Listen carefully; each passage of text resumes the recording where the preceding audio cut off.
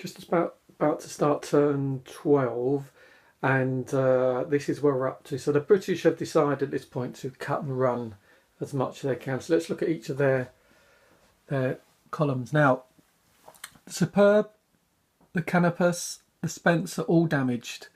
The Canopus and the Superb are getting away. They do have two French ships here, but with their low audacity and things and commanders, they didn't manage to get in command. They remained out of command, so there wasn't a lot of fire there.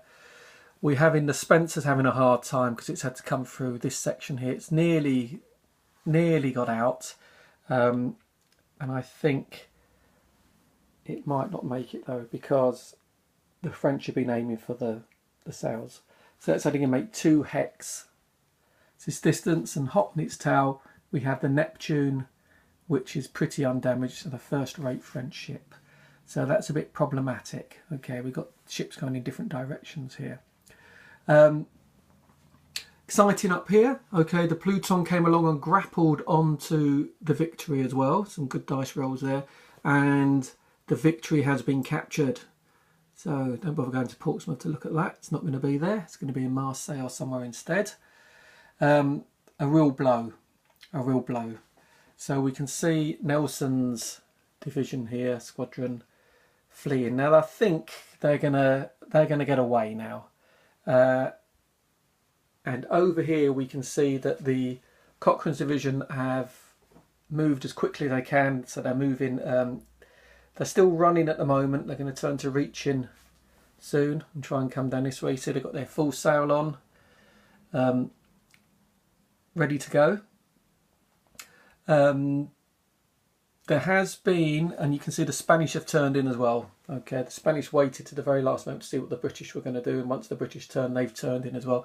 We can see Cochrane up there with full sail, and you can see that the San Rafael had fired at him.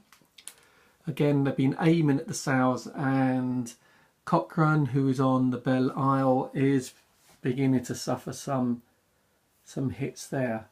So the big question is obviously we're going to turn to reaching next turn.